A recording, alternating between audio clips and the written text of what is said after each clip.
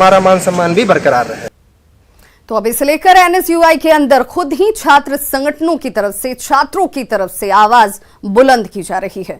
वहीं राम के नाम पर मचे सियासी घमासान के बीच कांग्रेस प्रवक्ता किशोरनाथ शाहदेव ने कहा कि उन्हें इस बारे में कोई विस्तृत जानकारी नहीं है। क्या मामला है? आखिर सिर्फ जय श्री राम नारा ही लिखा गया या फिर कुछ और भी धार्मिक बातें कही गई?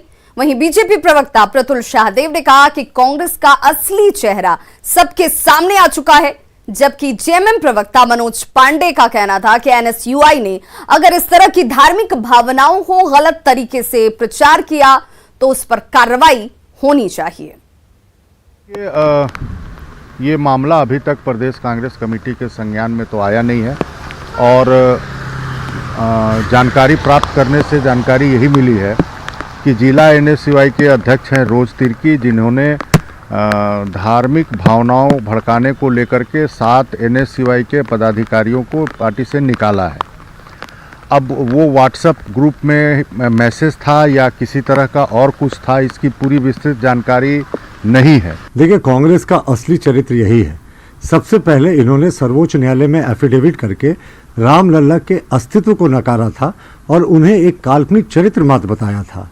और हाल ही में कांग्रेस के नेताओं ने राम जन्मभूमि ट्रस्ट पर अनर्गल आरोप लगाए थे और अब उसकी अनुषंगी इकाई, उसकी छात्र इकाई एनएसयूआई के इंटरनल ग्रुप पे अगर 7 नेताओं ने जय श्री राम लिख दिया तो इसमें क्या गुनाह किया?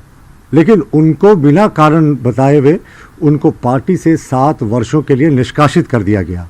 ये साफ दिखाता है कि कांग्रेस का जो बहुसंख्यक विरोधी चेहरा है वो कितना घिनौना है। तो निश्चित तौर पर ये गलत बात है, चाहे किसी भी संगठन के लोग रहें। और जहां तक बात है जय श्री राम का, तो जय श्री राम के अनुयायी तो हम लोग सभी लोग हैं।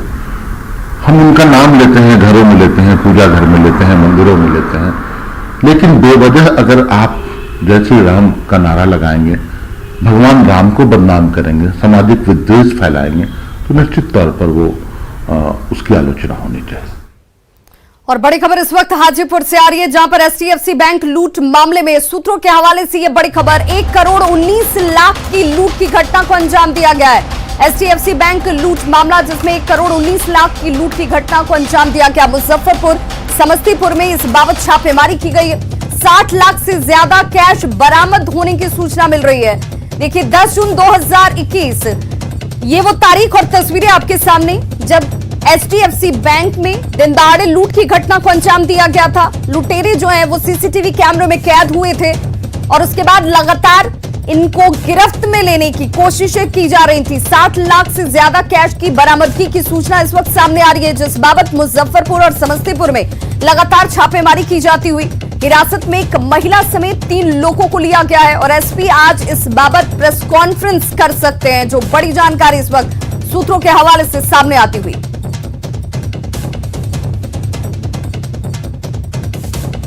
तो बड़ी खबर, जिसमें 1 करोड़ 19 लाख की लूट की घटना के बाबत 60 लाख की बरामदगी की बात सामने आ रही है। बताया जा रहा है कि एक महिला और 3 और लोगों को गिरफ्त में लिया गया, जिसके बाद यह बड़ी कार्रवाई और छापेमारी की जाती हुई मुजफ्फर और समस्तीपुर में 60 लाख की बरामदगी भी कर ली गई है। और आज इस बाबत प्रेस कॉन्फ्रेंस भी किया जा सकता है। तस्वीरें आपके सामने, जब इन लुटेरों ने सीधे तौर पर कानून को चुनौती देते हुए, सुरक्षा व्यवस्था को धत्ता बताते हुए दिन दहाड़े लूट की एक बड़ी वारदात को अंजाम दिया था और इनकी गिरफ्तारी पुलिस के लिए एक बड़ी चुनौती बनी हुई थी। सहयोगी राजीव मोहन हमारे साथ इस वक्त ज्यादा जानकारी के साथ ऑनलाइन पर जुड़ गए हैं। राजीव, क्या किसी इस शख्स की गिरफ्तारी भी इस बाबत 60 लाख की बरामदगी की पुष्टि होती हुई? देखिए विभा, इस पूरे मामले में ये घटना बीते 10 जून को हुई थी। आज 17 तारीख है। ये पूरे 7 दिन की घटनाक्रम में पुलिस ने अपने स्तर पर किसी तरह से कोई पुष्टि नहीं की है, लेकिन जो सूत्रों के हवाले से खबर आई है उसमें यही कहा जा रहा है कि मुजफ्फरपुर और समस्तीपुर में पुलिस की टीम ने छापेमारी की है और इस छापेमारी के दौरान 70 लाख से अधिक रकम जो लूटी गई थी एचडीएफसी बैंक से, वो बरामद हुआ है। वहीं इस मामले में कहा जा रहा है कि 3 लोगों को पुलिस ने गिरफ्त में लिया है और जिसमें एक महिला भी शामिल है। तो ये पूरी तरह ऑपरेशन जो पुलिस चला रही थी उसमें पूरी तरह से मीडिया को इससे अलग रखा गया था और किसी भी मामले में अभी तक ये आधिकारिक पुष्टि नहीं की गई है। लेकिन एक नई सूचना आई है कि इस मामले में अब पुलिस पूरी तरह अपनी तैयारी कर ली है और पूरे जो घटनाक्रम हुआ था उसका डिटेक्शन कर लिया गया है। और ये कहा जा रहा है कि अब 4 बजे यहाँ जो वैशाली एसपी है मनीष, वो प्रेस कॉन्फ्रेंस करेंगे और तभी इस पूरे मामले का खुलासा होगा। तो ये पूरी तरह से 7 दिन 8 दिन तक इनका लगातार ऑपरेशन चला है। मैं आपको बताना चाहूंगा कि जिस दिन घटना हुई है, घटना के दिन से ही जो भी पुलिस अधिकारी इस जांच में शामिल थे, इस ऑपरेशन में लगे थे, वो किसी को चैन नहीं था, कोई अपने दफ्तर में बैठे हुए नजर नहीं आए। तो ये लगातार मॉनिटरिंग हो रही थी और पुलिस और एक बड़ी कामयाबी के तौर पर इसे देखा भी जाएगा, क्योंकि एक बड़ी चुनौती पुलिस के सामने थी कि दिन दहाड़े अपराधी किस तरीके से लूट की घटना को अंजाम देकर फरार हो जाते हैं और पुलिस इन्हें रोक नहीं पाती। बहुत बहुत शुक्रिया राजीव मोहन तमाम जानकारी के लिए। लोक जनशक्ति पार्टी के पारस गुट की राष्ट्रीय कार्यकारिणी की बैठक आज पटना में हो रही है और पार्टी के कार्यकारी अध्यक्ष सूरजभान सिंह के बहादुरपुर स्थित आवास पर 11 बजे ये बैठक बुलाई गई है। देखिए, ये वही आवास है जहां पर आज ये बेहद महत्वपूर्ण बैठक जो है वो बुलाई गई है और बैठक को लेकर सूरजभान सिंह के आवास पर तैयारियां जो है वो जोर शोर से हो रही हैं। संवाददाता संजय कुमार की रिपोर्ट देखिए। टूट के बाद पशुपति कुमार पारस गुट की राष्ट्रीय कार्यकारिणी की बैठक आज पटना में हो रही है। पार्टी के कार्यकारी अध्यक्ष सूरजभान सिंह के इसी आवास पर सुबह दिन में करीब 11 बजे से यह बैठक आहूत की गई है। सूरजभान सिंह ने कहा है कि फिलहाल चिराग को अपने पद का त्याग कर देना चाहिए और पशुपति कुमार पारस जो है उनके नेतृत्व को स्वीकार कर लेना चाहिए। कुछ दिनों के लिए अगर वो ऐसा करते हैं तो उससे पार्टी भी मजबूत बनी रहेगी और परिवार में भी टूट नहीं हो पाएगी।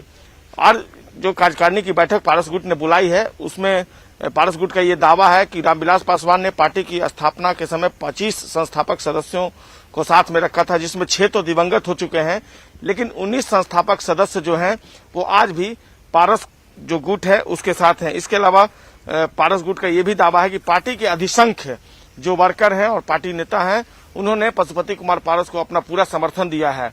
आज पशुपति कुमार पारस का गुट जो है उन्हें राष्ट्रीय अध्यक्ष के तौर पर निर्वाचित करेगा, इस बात की पहले से ही घोषणा की जा चुकी है। हालांकि चिराग पासवान ने जब प्रेस कॉन्फ्रेंस किया था तो उन्होंने पार्टी के संविधान का हवाला दिया था और उन्होंने कहा था कि पार्टी अध्यक्ष की मौत के बाद या फिर उनके द्वारा खुद से पद छोड़ने के बाद ही जो पार्टी में नया अध्यक्ष है वो नियुक्त हो सकता है। अब देखना होगा आज की बैठक में जब पशुपति कुमार पारस को पार्टी द्वारा अध्यक्ष चुन लिया जाएगा उसके बाद चिराग गुट जो है उसकी क्या स्ट्रेटेजी होती है। दिन में 11 बजे से बैठक जो है वो आहूत होनी है और आप देख सकते हैं तस्वीरों में यहाँ पर चेयर वगैरह सब चीज जो है वो आ गया है और धीरे धीरे अब थोड़ी देर में जो पार्टी के दूसरे नेतागण हैं उनके पहुंचने का सिलसिला जो है वो शुरू हो जाएगा।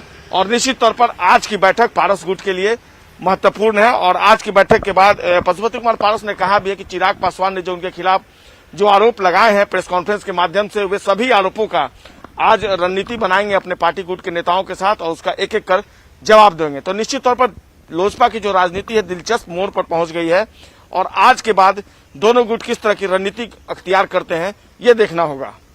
कैमरा पर्सन सुबोध के साथ संजय कुमार, न्यूज 18 पटना। गोपालगंज में दोपहर तक करीब 4 लाख क्यूसेक पानी के पहुंचने की आशंका इस वक्त जाहिर की जा रही है। हालात बेहद गंभीर है, लेकिन जिला प्रशासन हाई अलर्ट मोड पर भी नजर आ रहा है। देखिए, डीएम नवल किशोर चौधरी जो हैं, एसपी आनंद कुमार, सदर एसडीएम उपेंद्र कुमार पाल जो हैं, सभी जिले के आला अधिकारी के साथ रात भर सारण तटबंध का दौरा करते नजर आए और तटबंधों में जगह जगह हो रहे पानी के रिसाव और कटाव को रोकने के लिए कार्यों का जायजा लेते हुए नजर आ रहे हैं। देखिए, तस्वीरें भी उस दौरान की जब अधिकारियों की तरफ से ताबड़तोड़ दौरे और जायजा लिया जाता हुआ तटबंधों को लेकर डीएम ने जल संसाधन विभाग के अधिकारियों को 2 घंटे के अंदर बांधों की मरम्मत का काम पूरा करने का निर्देश भी दिया। दरअसल बुधवार को वाल्मीकि नगर बैराज से 4,12,000 क्यूसेक पानी का डिस्चार्ज किया गया है। वहीं पानी आज दोपहर या फिर शाम तक गोपालगंज पहुंच सकता है, जिससे स्थिति और ज्यादा गंभीर हो जाएगी।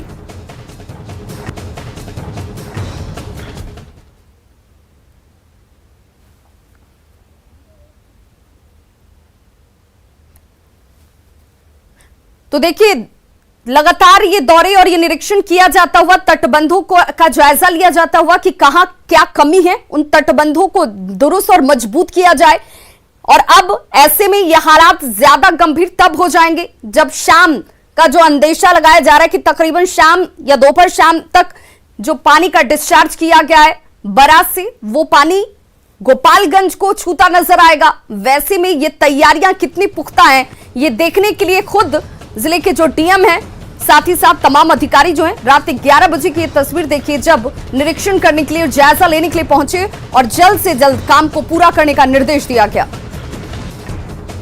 तो खबरों का सिलसिला लगातार जारी है, आप देखते रहिए न्यूज़ 18 बिहार झारखंड।